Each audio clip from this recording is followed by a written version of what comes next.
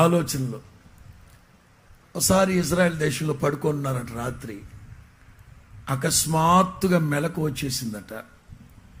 మెలకు వచ్చి,